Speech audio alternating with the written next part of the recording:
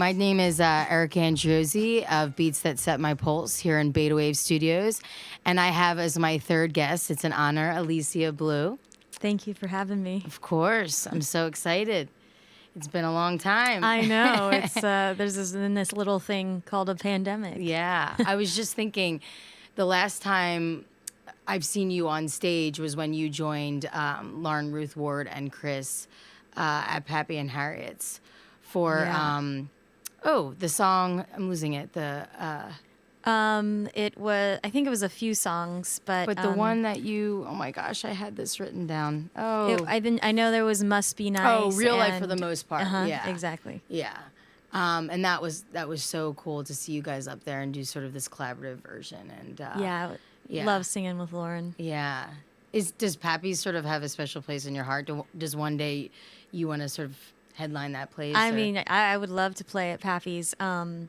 We actually went on a little weekend vacation, Lauren and my friend Tammy and I, for Tammy's birthday. And this was in the middle of the pandemic. And they actually were having a show and everyone was 20 feet apart in their outside area. Oh, wow. And it was that was the last time I saw live music was I guess that was in September. Yeah. It was incredible. I mean, it was super safe. Mm-hmm. Yeah. Yeah, I saw some of those stories and I was trying to timestamp that. I'm like, usually I can, by how long somebody's hair is. I'm like, wait, was that last year? I'm like, no, I think it's this year.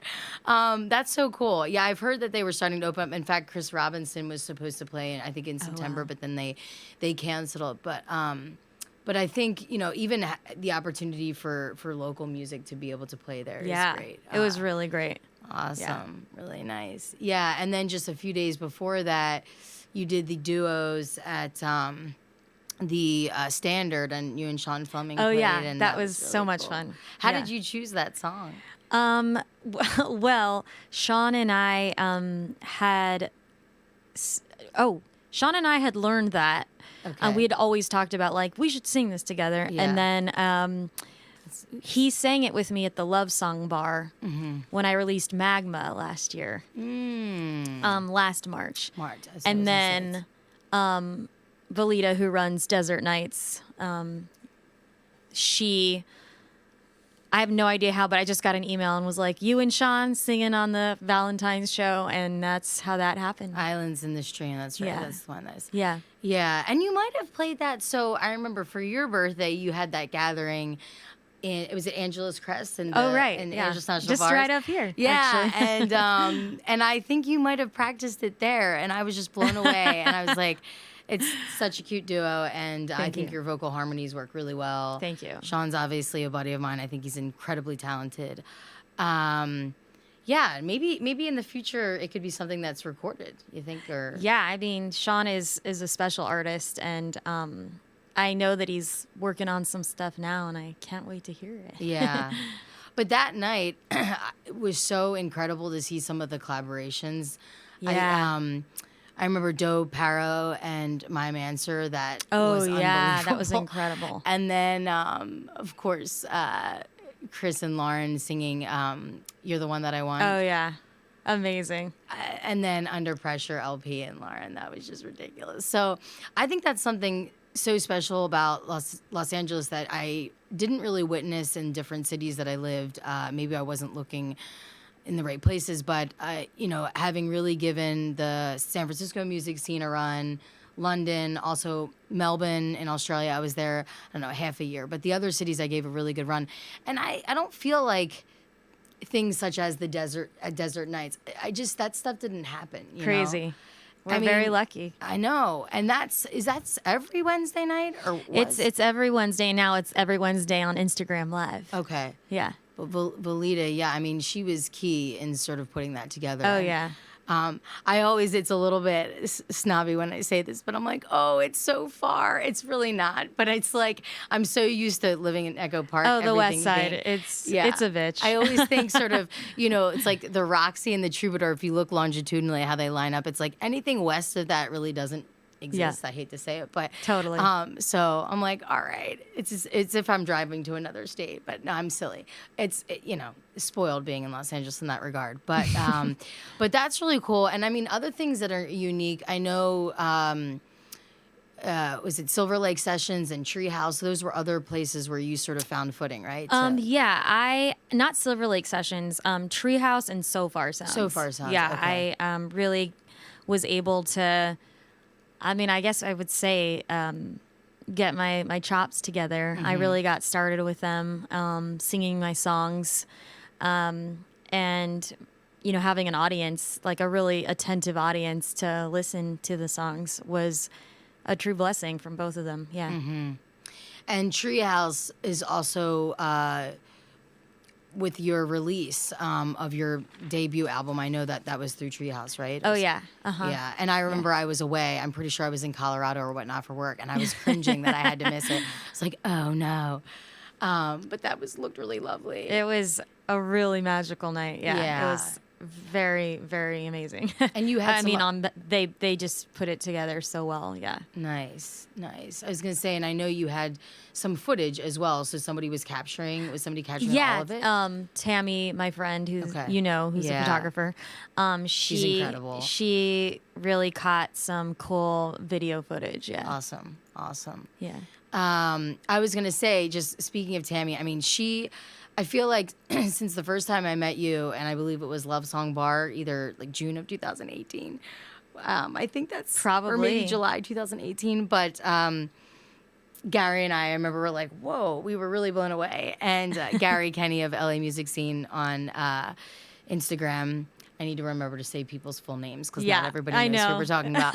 But I mean, you just grew exponentially. It was just unbelievable. And I think a lot of it is a testament to the fact that you were just playing a lot, Yeah. and like you said, you had committed fans that were sort of always showed up as a consistent audience. And then more of your songs eventually ended up on Spotify, and now you have global fans. But I really appreciated that you had, a regular presence, I think, at the Love Song Bar. Right. And that's great. I remember, is it Matt, the person that runs it, or is the manager? Oh, Ryan. Ryan. Yeah. I remember him. He took pride in the fact that he said there's live music every night here. Yeah. And I thought that was so cool. Yeah, that's such a special place. And Love Song also gave me some footing to really practice in front of an audience. They were so good to me. And Ryan especially, really made it such a great environment for anyone, not just me, rolling through there. Yeah. He's amazing. Yeah, it's such an intimate little space. It's adorable. It is adorable. Yeah, it's just it's really cozy, and I was gonna say, even when I guess I'm jumping ahead, but when you did your debut performance of Queen of Echo Park, I know Lauren had also joined and was there, and that was really great because, again, it's a cozy place. And you're like, oh my gosh, we're hearing this for the first time, us and the rest of the 50 people that might be here. I mean, I had she was like, want to sing this tonight at my show? And I hadn't even written the last verse. So I had the words taped up on my microphone, and I was petrified because I never show things that aren't done, let alone, the first time I'm going to do this was in front of all of Lauren's fans, this tune I wrote about her. So that was throwing me in the deep end, and I'm so grateful for it. So there's two stools available on the one end that faces directly sort of the stage when it's just really kind of a floor. And I remember I was in one of the stools, so I had prime real estate seating. And I just remember Nicole was there, and we were just looking at each other, and we're like, how are we this lucky to be seeing this and experiencing this for the first time? It was really cool. Well, it's awesome to be a fan, to sort of go through, if this is sort of the genesis of a new song, and it's also the infancy stages, to be part of that with you, as you're getting the kinks out and as you're overcoming maybe fears. Yeah. So that's interesting that Lauren had encouraged you to perform it, even though it wasn't necessarily tied up in your mind. Is that something that you think has been maybe one of, she's a friend and somebody, a musician that inspires for so many reasons. But do you think maybe that aspect has helped you, like having somebody absolutely. to push and? Oh yeah, I mean, Lauren has been such a supportive force in my life since day one, and you can imagine what an artist might feel because I, didn't know her and was a fan, and so then to have someone that you deeply respect and admire believe in you, and then kind of nurture the things you feel are true about yourself it's insanely beautiful, and it's a gigantic blessing. It's invaluable and so special. I think the power of the belief can have such impactful results, and it can open doors up for so many, again, that they might not even have known were open, right? Absolutely. Until they're maybe walking through them. And I think she's done a really great job of mothering people where she sees talents, but, maybe just realizes that person might need a little bit of a push or conditioning with confidence. And but then the other aspect is, she has mentioned this publicly that your guitar skills are something that she idolizes, and and that inspires her to better her guitar skills, and I think that's great too. So and obviously I know with your background of being a creative writer and doing a lot of poetry, she also admires your writing, and she always says that your lyrics are some of the lyrics that she's most fond of. So I think it's a symbiotic relationship. It's an honor, right? It still is. Anytime she has something to say to me about anything I've made, or if we're just hanging out together and I get to show her a new song, to have her ears listen and give feedback, it sounds silly, but it's a joyful process for me, and I think maybe for her too. It's one of my favorite things to do is share mutually, like her, when she cuts something new that no one's heard yet, or like the record that she just put out. I remember listening to the mixes with her and just being Elliott Smith. Excuse me. The I'm volume thinking, too. Okay, yes, excuse me. Okay, yeah. Okay. Of originals, Of originals, got it. Yeah. Do you have a favorite on that album? I mean, Pull String, Goddess. I mean, they're all amazing. Yeah. Yeah. I do like Water Sign and Water Sign, yeah. They're all just special in their own way.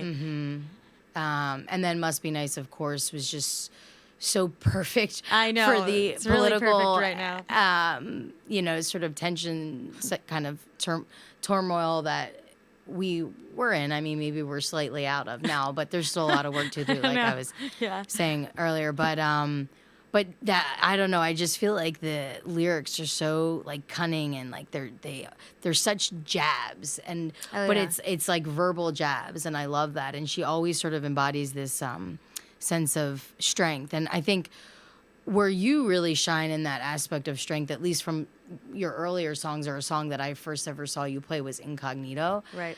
And I remember thinking, I'm like, whoa, it's like you could be saying such nastier things, but you're kind of saying it's like nasty things packaged in almost like a beautiful way. It's like, do you see what I'm saying? It's funny because I sometimes I think that it's pretty nasty, but it's really very simple truth that I'm saying. I'm saying it pretty literal and simple. Yeah, could you speak to that song and sort of the message behind it? Because I remember I think it was maybe on Facebook or something, but you did have some sort of little video or snippet where you talked about this. Yeah, Incognito is a song that kind of was birthed inside of me at a young age that I didn't really know would be a song. But when I was a little girl, I would be at my friends' houses, and it would be usually my friends that were fortunate enough to live up in the hills, that had money. And when the gardeners would come, comments like, "Ew, the gardeners are here," would be said. And so when you're like 5 or 6 or 7 or 8 or 9 or 10, you're really trying to fit in. And I am full Mexican, so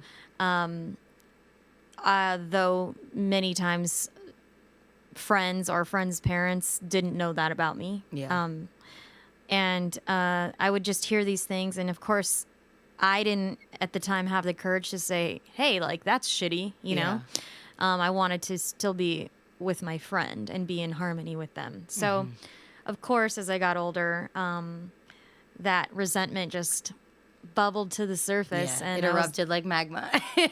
Erupted. Yeah. That's exactly. And the only, like, healthy solution for all that energy was to write the song. Yeah.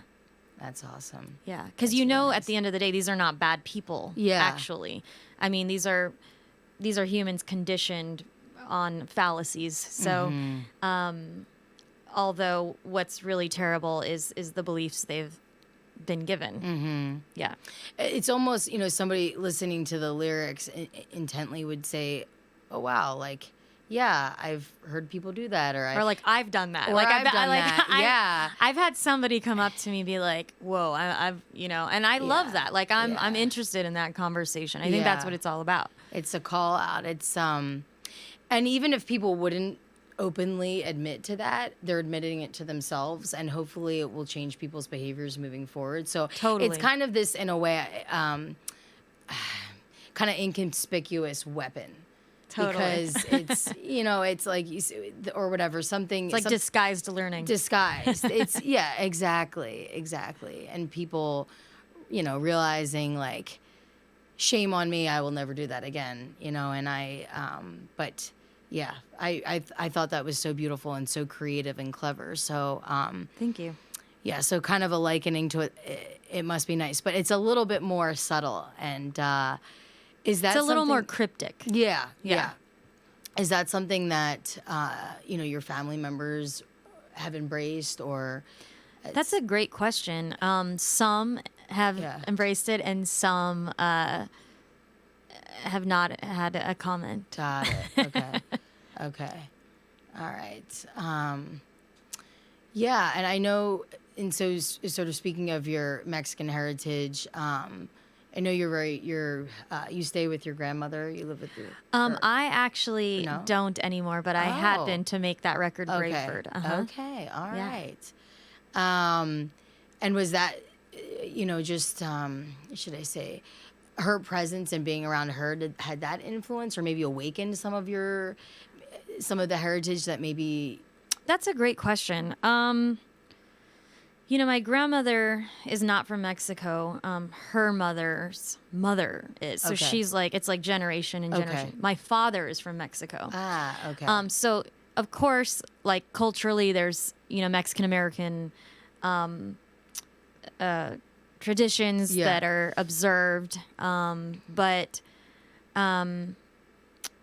you're asking kind of like what awakened it. I think what awakened it, I mean, you mean to like write Incognito? Well, yeah, or but just, not even just other, I don't know, other aspects of your life. I mean, maybe even outside music. Like, do you find that maybe as you're getting older that you want to stay more connected to your roots, and therefore have some of this kind of like revival of? Well, I think what's important is, sure, staying connected is really important, but understanding is the most important thing Got for it. me. And so having a really healthy understanding of like, because look, like, just to be really honest, your parents and grandparents sometimes haven't done the work to even understand the paradigm that they've come here in. So if you're one of those kids that is looking and wants to know, which that's who I was, Yeah. you're going to find out a lot more than they've even dug up, Yeah. So, a lot of time you're kind of educating them. So maybe that's what that was. And you're also very observant. I mean, again, your lyrics just speak to the fact that you're observant. You're very alert, and you also seem to be very pensive about things that you see, and you kind of like let it marinate, and then all of a sudden Sure. this beautiful song sort of that's comes a great out. way to say it. Yeah, and I think what's so great about Incognito is it's like you releasing it. That's a stamp in time, but it's probably going to be a timeless track. Unfortunately, there'll probably be waves even in the future, even as people improve, breaking down Totally. barriers, so it'll still be relevant. Totally. And that's one of the things I, in a way, sort of, and I know envy is a strong word, but I envy of musicians is that you create these sort of parts of yourself that will always be immortal. Sure. I don't have anything really that I create that's immortal, so it's like, meh, I don't know about that.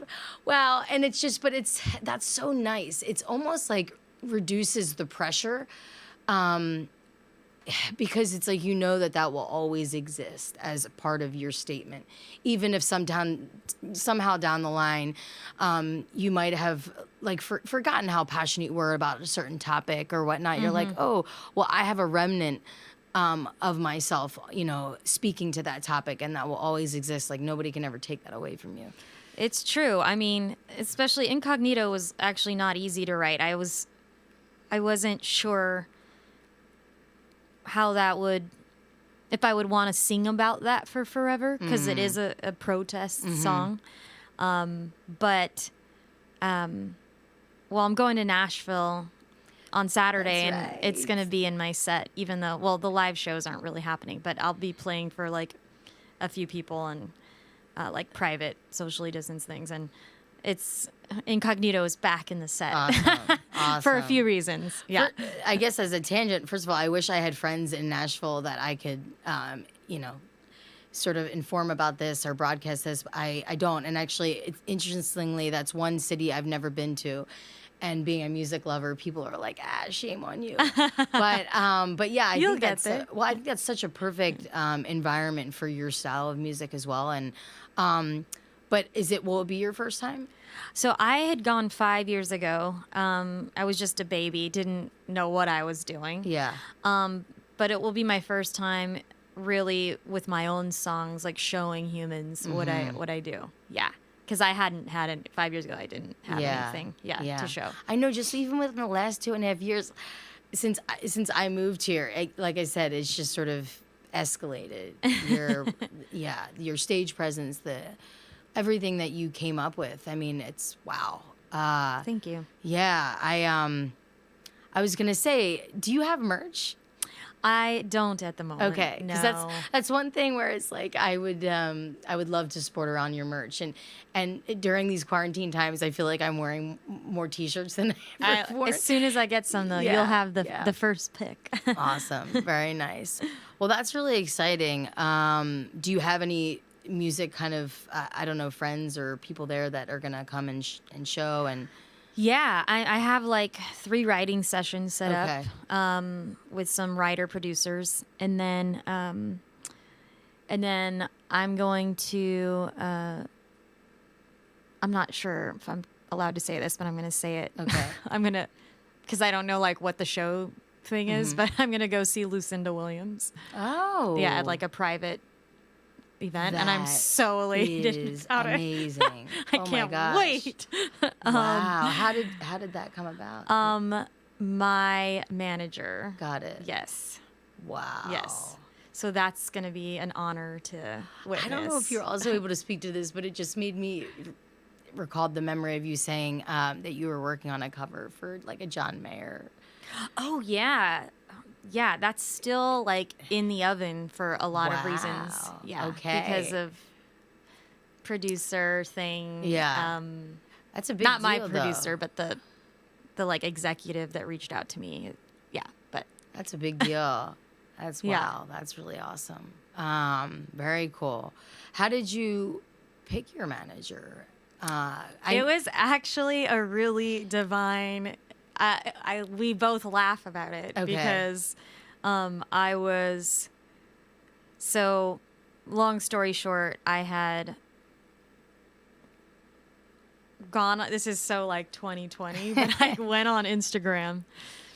Well, first of all, my therapist and I were on the phone before this, and she's like, "You need to cover 'Hello in There' by John Prine," and he had just died. Right, it was like right when the pandemic. Yeah. Like the middle of the and then I was like, oh yeah, I love John Prine. Like, have never considered like covering that. I was like, okay, bye. Like, we hang up the phone, and then the next thing I do is I go on Instagram, and the first thing I see is a painting by Joan Baez of John Prine, and it says "Hello" in there.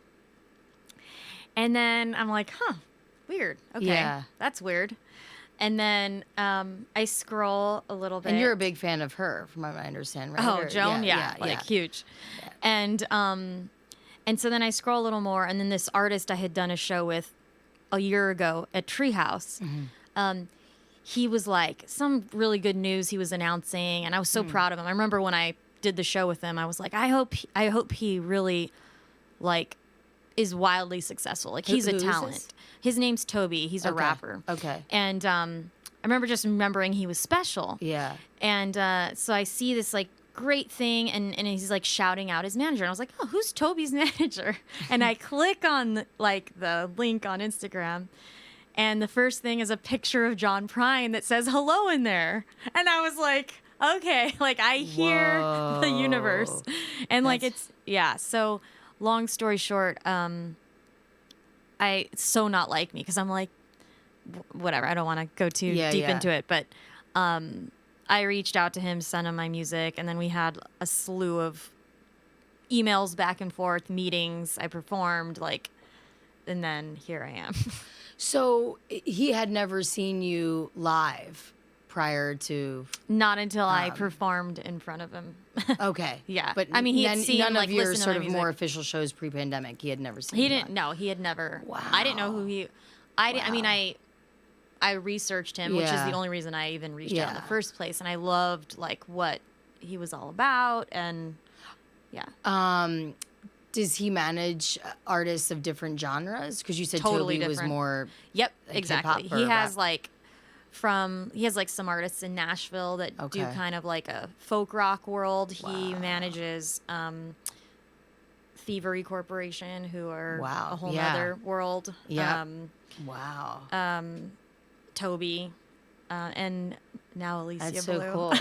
Does Toby know how influential he was? Oh, like, in this we thing? joke about it all the time. It's Okay. like, I am here because of That's you. so cool. That's so interesting, because I had Carly on a podcast last week, Carly Storms, and she said that somebody that inspired her just in the studio was more of a hip hop artist. And Interesting. and in my mind, I always think that you're inspired by maybe people that are sort of most like you, but it's really cool to hear that you're inspired by people that Like are very different. it's really interesting. Sometimes I kind of have to like refocus, because I can see like really good things, not just good, but exciting things that I want to incorporate. But sometimes it's like maybe I'm reaching a little too far.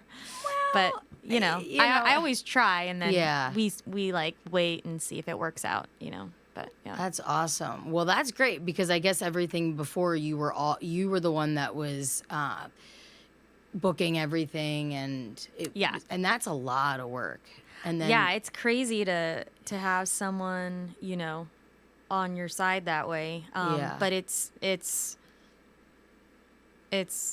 necessary. Oh my gosh.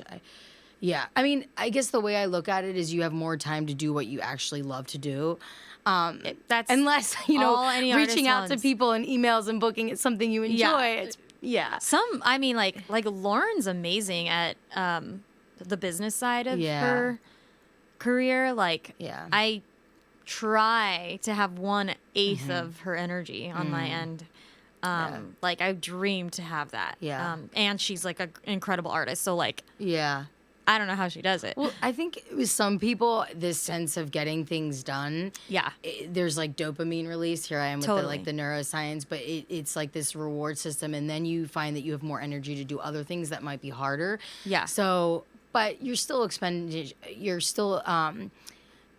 using time up. That is a finite resource, and it's something that I often think about too. I'm like, really, is this worth the time aspect? So the little things. Energy's a thing, a sensitive thing for me. Like I really have to field my energy like very intentionally. Otherwise, if I don't feel like centered on something, I can't have like the steadfastness to see it through. So I have to be really particular. Yeah.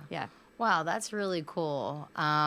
Well, if you eventually in the future, if you ever need somebody to brag about you to your new manager, I can be the one. Well, he's going to see this. Sign myself up. He's I know. going to see this. But this is obviously not enough time, I guess, to even capture like the evolution that I've seen of you. I mean, I probably saw you like 20 times maybe. It's an honor. Yeah, I mean, well, it was an honor for me. And every time Thank I'm you. like, I'm seeing embellishments. And so I guess, one thing that comes to mind from just you with your guitar, which is beautiful and raw and I love that because, your voice really shines. But as you were saying, you're trying to add some embellishments, and the keyboard was something I noticed when you played at Sticky Rice at Echo Park Rising, and I hadn't noticed keyboard. I mean, I think eventually it sort of trickled in, but where I really noticed it was that set, and I remember I was standing next to Amy of Loretti. Mm-hmm. Do you know Amy? Yes, I have met her once. Okay. She and Rose, they curate sort of the Wonder and not Wonder and All production, Softer Sex Productions. Right. And have put on a lot of shows at places like the Satellite. But anyway, she was saying that, I was like, oh, I didn't realize that she had a keyboard. And then she was saying that she knew your keyboard player. Jason. Goldstein. Yeah. And it's funny because I think he has a tattoo of the keyboard on his forearm. Is that right? He does. So it's like you'll never forget. I'm like, okay, that's the right guy. Yeah, that's the guy. But I loved that. It really, added more depth to your sound. Like I said, both ways are beautiful, more raw, but then the more, kind of rich sound with more instruments. But it was just cool to see you kind of adding layers into your music. Thank you. Yeah, Jay is an exquisite musician, and it's a gift to play with him anytime that I get to. How did you find out about him? I had opened for a band he was playing with. Okay. At this thing called Sunsesh LA. I don't know if you've ever been. It's No. kind of like a So Far Sounds, but it's just in one location in Brentwood. Okay. You'd love that. I don't know. It's It's obviously too far west. It's obviously I'm not. just kidding. But it's in I'm this just like kidding. gorgeous mansion that has a theater inside. Wow. Yeah. How So frequently was it? now it used to be every Sunday. Now it's just once a month. Oh, But now okay. it's nothing because it's a pandemic. Wow, every Sunday. Wow. That's good to know. We'll Yeah. see what sort of resurrects after this. I know. Hopefully a lot of these things will come back to light. So. Yeah. Very nice. That's really cool. Where do we go with the keyboard? Is there any other instrument like, outside of guitar, strings, for instance? I don't know, like violin. Is that something that you ever? No, I wish. I really wanted to learn the keys. I think I probably will do something with them very soon. Okay. Just some, I want to be able to accompany myself on the keys. Mm-hmm. But I kind of was like, I wanted to make a choice to like really master something instead of divide my energy. Yes. Yeah. So I've just really been focused on guitar. Nice. Yeah. Awesome.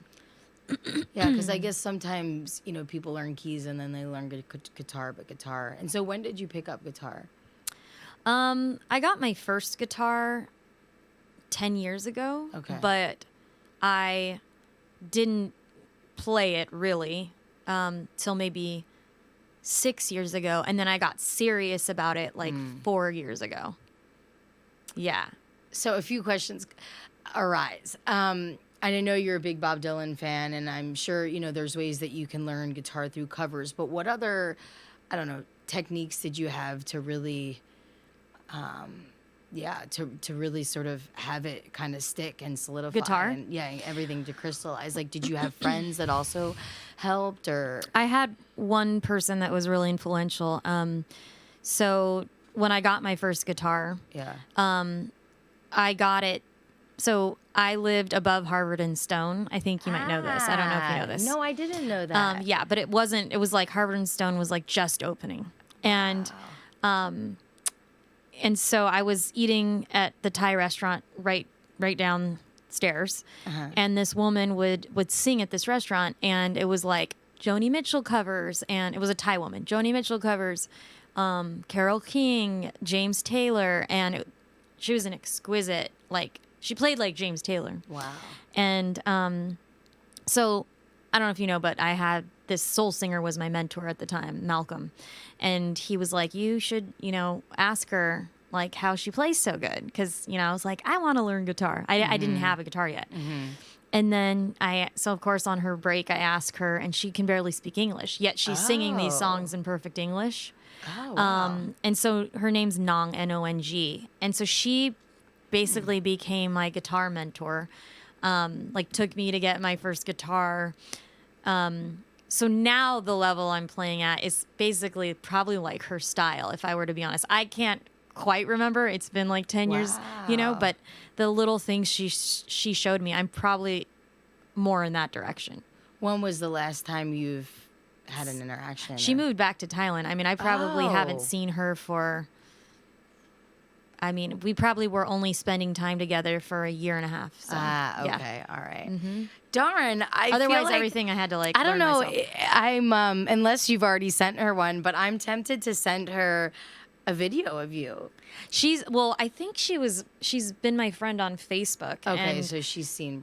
yeah. She's Okay. like left a few comments here and there. Wow. Yeah. That's so cool. Because again, it's like, that was sort of almost like a temporary or fleeting guardian angel, I guess, which makes it a little even more special. It's like she used to bring me she sang at all the restaurants around there, and my first time singing really in front of people, she had me learn songs in Thai, and I sang them while she played the guitar, and like I got paid like $40. Oh, wow. I was like, I didn't know what I was saying, but she would like send me a YouTube video, and I would learn the phonetics and like sing the song. That is impressive. Yeah. Oh Well, my I don't know if that's gosh. impressive, but I want to dig up a video of one of those if that exists. oh gosh, I don't know. She probably has one. I don't That's know. amazing. Wow. I love that. Just sort of getting outside your comfort zone and doing like what it takes, I guess it's.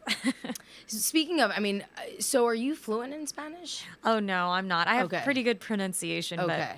Because I'm I not guess fluent. when I think about singing in different languages, what would come to mind would be you maybe singing in Spanish at some point. Yeah, I sang.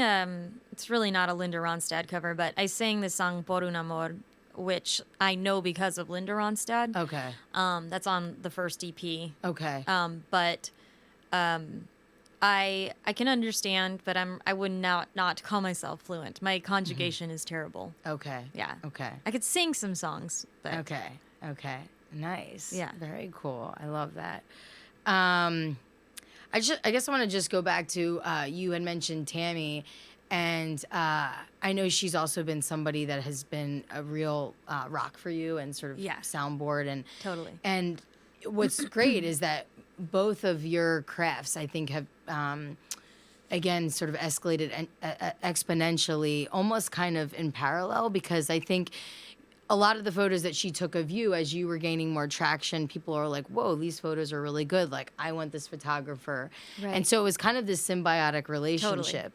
And then maybe people that she photographed that you weren't aware of, now, you might know of this person because of her. So it was this kind of nice pairing. Right.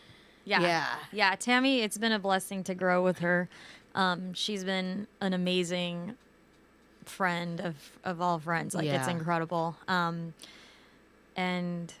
she's very humble, and she can come across quite shy, but she does open up and she says the most beautiful things, and I'm like, oh, she's very sweet. Yeah, she's the sweetest person, and very wise, and she makes everyone feel super comfortable. I think that's why people love shooting with her too. Yeah. It's like such a nice, safe environment. Yeah, that's what one of my friends has said before, is like the key to being a really excellent photographer is just making your subject feel entirely comfortable and entirely themselves. Yep. And Yeah. And it's just so funny because now I recall it was one of the first ever house parties I had. First of all, it was amazing because you were the first one to show up and with a bouquet of flowers. And I was like, and it was so nice, especially because, when you move, not that I'm a novice to moving to new cities. I mean, I've moved around probably like 6 times in my life, but it can be daunting. And I had moved in mid-June, and I don't know if it was I don't know if my first house party was actually my birthday, but that would be November. You're still kind of, first 6 months moving anywhere, you're really looking to, meet new friends, and it was just so nice that you showed up with a bouquet of flowers, and I was like, all right, I will never forget that she's this kind of person, and it was just like classy too, but and that was such a nice experience because you, as well as Kat Leon and Lauren and many other talented musicians, sort of ambushed me to sing me happy birthday, and I was just my first year, not even first 6 months being in Los Angeles, that was really special. So, well, I love that. And I think, and also I remember Tammy being there, and I think what was so cool is that you said, "Hey, can we use your view, outside of your house?" Oh, yeah. We did a photo shoot at your home. And I was like, well, I'm not going to be at home, but of course, That was so sweet. And I remember the photos were epic. So those are some of my favorite photos. Yeah, because you had the big dress. And exactly. Then, yeah, and it's just so cool because no matter where the sun is setting, so I've learned this. So in the fall, it's kind of setting right behind the Century City skyline, but then in the summer, it moves to be like away from that, but towards these sort of this channel of palms that you can see from the view. But regardless, it's always really like startling how perfect the sunsets are from my house. And so I thought that was really great that you took advantage of that. Yeah, well, thanks for letting us. Of course. I mean, it's just, I don't know, it's super special. I was like, yes, I need time. So I guess one of the things I also really enjoy are your album covers, especially the Star Maps one. I guess I was wondering, how have you selected sort of the artists for your... Yeah, Daniel Blake is an amazing songwriter and also happens to do some graphic design work. I had no idea and that he's was so him. good at it. So he did Star Maps, yeah. What? Yeah, based off like a photo reference, yeah. That's so cool. So thank you. Wow. Really nice. He was also there at your gathering. Yes. Your birthday gathering, yes, which was so exactly. cool. As well as the band Aloud, Henry and Jen, and I really like them. And I know you have a pretty close friendship with them as well. And wow. So I don't know why I just thought of this topic, but what about residencies? Is that something that maybe have you done? I mean, I know you've played in residencies, but have you had your own to curate your own lineup? No, Okay. I think though I would be incredibly happy to have a residency. I think what's at the top of my list has, at least this last year, has been my craft. I have not focused. I focused on performing live to get my craft together, but I have not focused on, I guess, that aspect. Yeah. I feel like once the world opens up, that would be a great thing. But I also want to be touring. So that's a good segue. I always love hearing where people want to go first. Yeah, I think touring to me is gonna. I don't know. I mean, I'd love a residency, but I kind of thrive in. I thrive in change, constant change, and like the idea of popping into a different spot all the time would fuel me. I know that about me. The idea of because again, I'd love to have a residency. No, I'm really glad to hear this. Yeah, it's a weird thing. Most people like dream. That's their dream. That's not. No, like I don't know why, but that's not.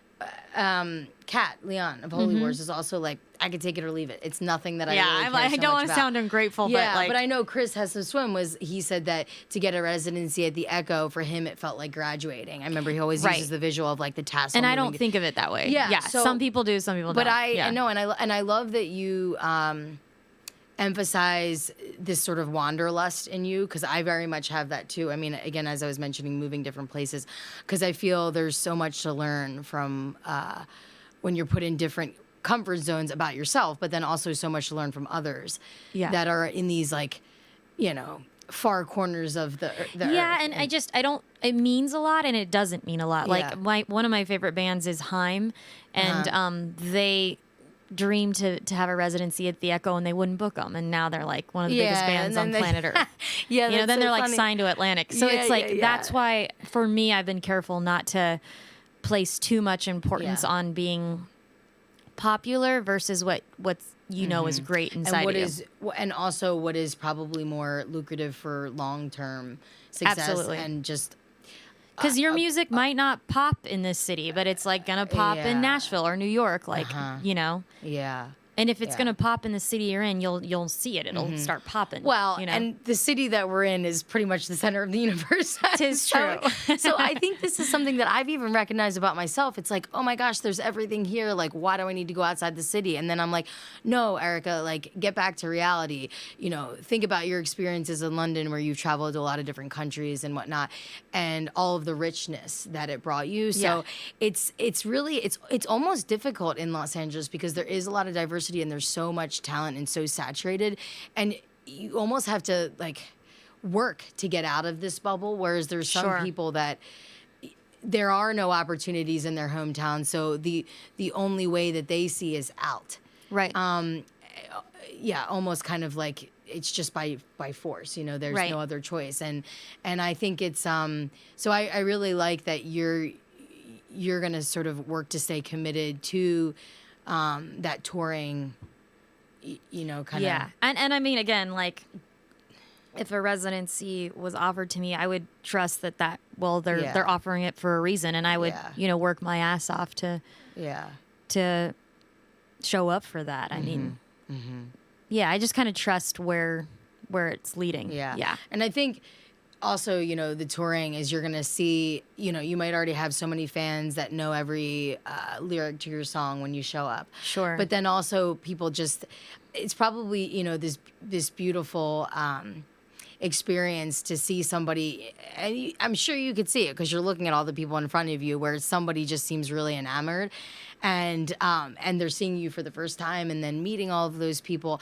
And I know that probably does take a lot of energy after maybe an exhausting set, is to always kind of be on meeting fans. But I think especially when it's a new environment, I could see how beneficial that could be. Right. To keep you going, keep your momentum, and who knows, they might introduce you to people you never knew, connect you with people that could be your next touring partner. So, but outside of the States, are there any sort of countries that you're dying to get to?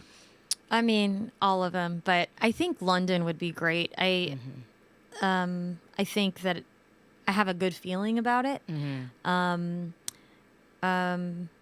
Yeah, there's a record label, Communion Music, and they curate a lot of events. Oh, and it was the drummer of Mumford and Sons, and then Alex, sorry, what is his name? Oh my gosh, Ben Levitt of Mumford and Sons. They initially curated that. Amazing. And there tends to be a little bit more of a folk emphasis, but they have broadened. But I think that would be sort of a perfect platform for you when you go there. Cool. Yeah. To try and get into those communion music sort of events.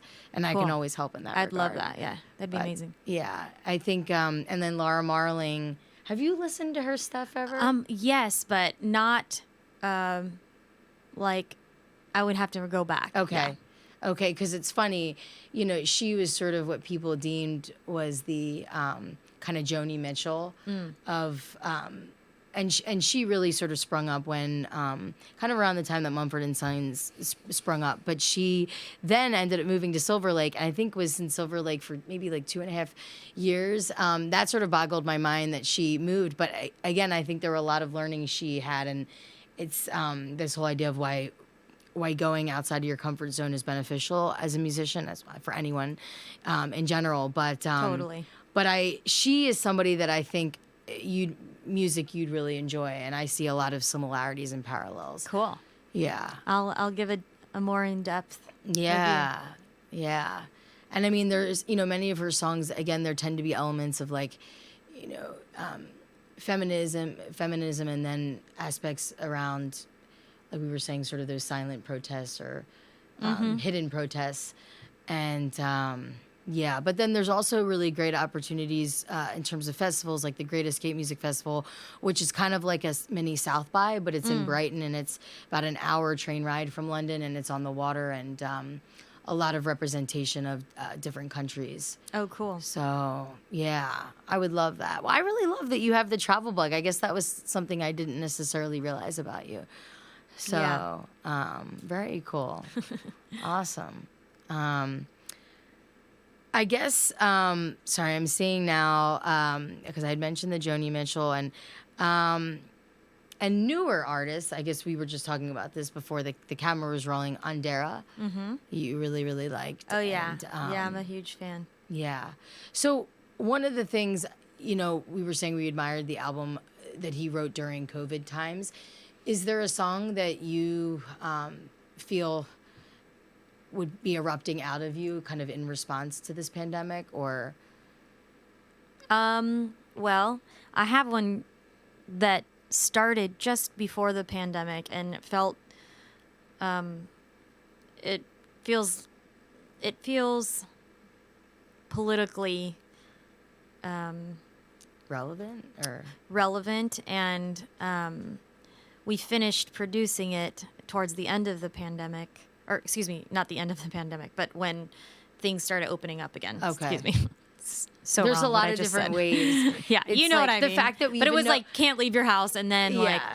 okay, now we Yeah. can like go back to work ish. Yeah. So it was pretty much mastered by then. But yeah, it's this tune Blackbird that it's coming I out. feel that I think you posted a teaser or something on this. Maybe about yeah, this in maybe like social some media. lyrics or something. Yes. Yeah. Very cool. Yeah. So my hope is that comes out like right away in January, but we'll see. Awesome. Well, and another song that seems to be really relevant, even though I know you didn't sort of intentionally write it about COVID because it was written before, but Magma. I Sure. mean, I've actually been thinking that lately. Yeah. Like I've been wanting. I was like, I'm gonna post a video of me just singing this because it actually does feel a little on the nose right now. so it's like seeing us as beautiful, sort of as we rise, I guess, from the ashes of some of this tension Sure. and turmoil that we've Yeah. recently been in, still Totally. in. Yep. Yeah. Yeah. Although it's maybe, I don't know. We're seeing people rise. I mean, at least what I've heard from people more recently is that there's more hope, and people are kind of walking with or approaching life with more of a sense of levity right now. There's more. I mean, because of, first of all, like not even just politically, but the pandemic has just brought so much, I think, humility to people. Yes. Like, and so they're kind of connecting on a human level, and I think that's incredible. I mean, Yes. of course, this is a total tragedy, but Yeah. I think that's great that people are being kind. You know. Yeah, I think majority, I think people are sort of, and maybe if they haven't spoken to somebody in a while, they're like, you know what, let me like put my ego in the trash can and reconnect with this person. Totally. Yeah, it might be embarrassing. I didn't reach out to them in the past 2 years, but now's the opportune time. I think in some regards, there is some maybe projection going on, and I know like some friendships, unfortunately, that have kind of been like sort of I don't know, been on rocky terms, but I think it's just because a lot of people are having time for self-introspection and just Absolutely. And just as we work through it, though, I think as what your suggestion is to just be kind, because we had all these distractions before that sort of enabled us to ignore some things that might have been plaguing us that we are now feeling more intensely. So. Right. Yeah. Yeah. I mean, I think the personal relationships that are going through transformations, I support that. I mean, I'm not saying I'm for friendships ending, but I'm all about evolution and Boundaries. When you have, Yeah. boundaries, there you go. Yeah. And when you have time to introspect when you wouldn't have normally, Yeah. you're able to let go of what's not serving you. And then, but on a public level, like with COVID, people are a little, yes, there's this annoying mask war, but Yeah. But I've noticed, gosh, where was I? And there was just like, because you can't let, that many people in a building. So like everyone's like really careful when they walk in and Yeah. how are you doing? Okay, good. Like Yeah. no one used to talk like that. I Like, know. like, or like, oh, I'm so glad to be back to work. I remember Yeah. just like little things like that. And it's so cool to see people happy to be connecting again on a public level. Yeah. Not that that's gonna be full blown because we need to like still keep socially distanced, but And even, service to those less fortunate. and also maybe those sort of in more jeopardy if you're considering sort of the aging population. And I know some friends of my and Kolars, actually, the band Kolars. I saw that Rob had posted this, that him and Lauren went to get groceries and did a lot of sort of grocery runs for elderly. And I just again, that's something that's sort of so beautiful. And but yeah, it's sort of even recognizing, the aging process and just reflecting on how lucky you may be with health. Because again, it's like no matter how much money, status, whatever you have, right, your health is something that, only you can sort of, and there's some medical help, as intervention, but really that's what you sort of own entirely. So, and I guess, I didn't even talk about this, but your album, I have the list because I wanted to actually mention some of my favorites.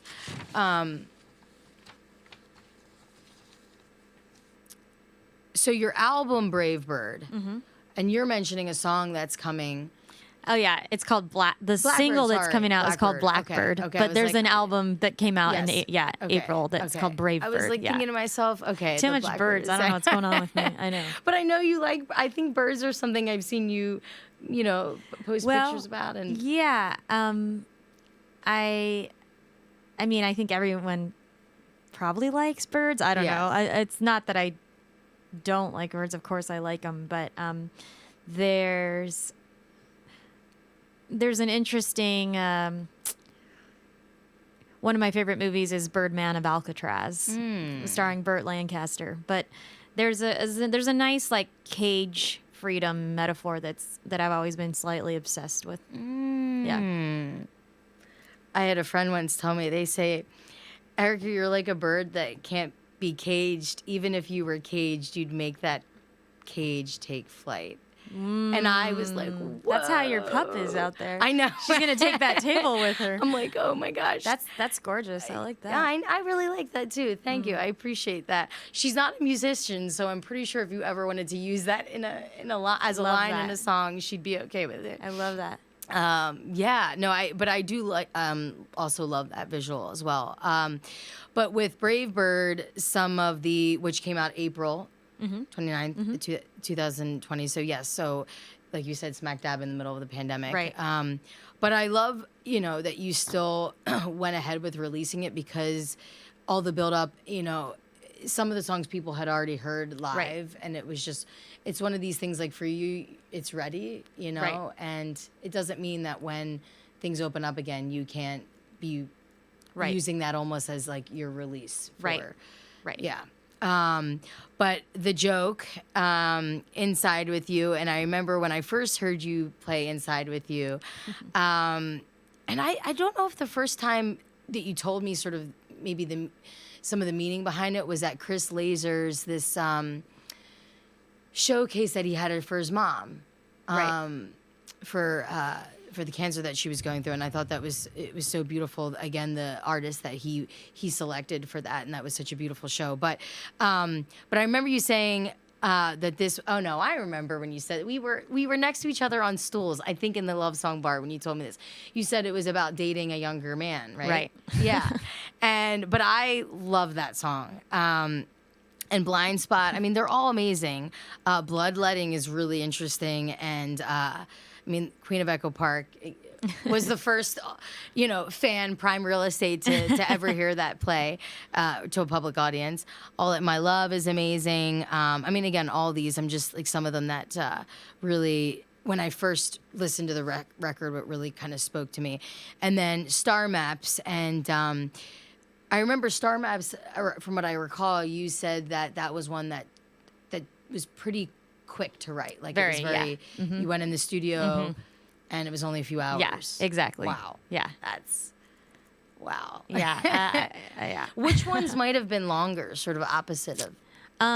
Blind Spot was long because there was like some rewriting, and I had started it with someone, finished it with my producer, and then there were like 3 other people in the room, which I had never done that before, so it was a very big song. but I love it. I love it a lot, and I think it's a great song because of the people that were in the room when we wrote that. So that one took a minute. I think the first time I heard that one too was when you played the bootleg, and I was like, that was the first time I'd played that. oh my gosh. I remember again, Nicole and I were always standing next to each other at shows. We're just like, what? And I think it's pretty sort of straightforward, the meaning of that. But was there anybody in particular, I don't know, impetus for writing that? Blind Spot? Yeah. Yeah, I mean, it just was like a rehashing of some really overdue baggage from my childhood. And I think my producer saw it a little bit clearer than I had the chorus written. Like, I know that it's all good and people don't see their blind spot, but if I could, I'd see the beauty. And then the verses, he was like, you need to like dig in and get specific. And then that's where it was turned into more like a therapy session. Love that. Yeah. Oh, everybody's got their blind spots. And again, your music makes people think, and I'm sure people will, after listening to that song, they're like, what is my blind spot? You know? And we'll all be better for it, again, for having our own little internal therapy session. You're such a hoot. Well, thank you. But I always find your music makes me think a lot more about things. And sometimes it's like the third or fourth time you're on, you're like, oh gosh, I didn't even pick that up. Like, now I see where great. she's I love going with that. that. Yeah. That's cool. Do you, and this must be so hard, do you have a favorite or even like Song? two, maybe like two from that album? I have a couple favorites. Yeah. I love Star Maps. Okay. I love Queen of Echo Park. I love Inside With You and Blind Spot. Yeah. Okay. I think we align. Yeah. On some of the favorites. That's really cool. Yeah. And I guess, so this is what I was going to say. So Incognito, you released the music video for it maybe like 3 months ago. Is that about right? Correct. But that was about a year after you actually released it. So what, I guess what triggered is it just because you had more time? Yeah, I mean, we didn't even shoot the video till well after the song had come out. Okay. Lauren I didn't even know her when the song had come out, actually. Okay. So then that idea was born, and then about a year later, I finally released it. I mean, it took time to edit it and blah, blah, blah. And then it was like finding the right moment. And so Lauren, was she somebody that, we have a few minutes left. I just want to wrap this up. Was she somebody that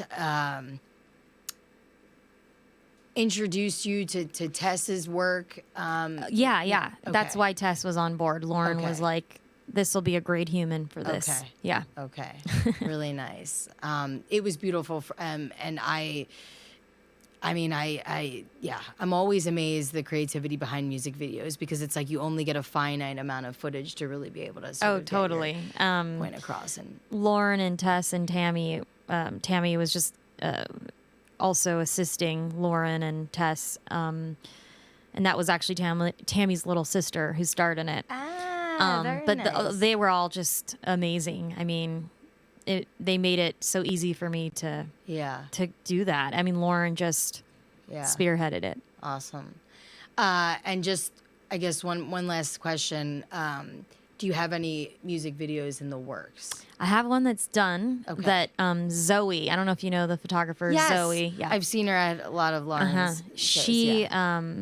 She did that with me. It's for Bravebird. So hopefully, again, January, that'll drop. Ah, yeah. Okay. Yeah, it's January. just getting color corrected right now. Okay. Very nice. Exciting. Yeah. All right. Well, I'm sure we could continue for hours, but maybe all video and walking my little doggy at some point together. But thank you so much. Thank you for having me. You've always been such an inspiration for me, and I'm so grateful to be your friend. And I'm grateful to have had you as my third guest. So thank you. Thank you so much for having me. Thanks. Bye, guys. Bye.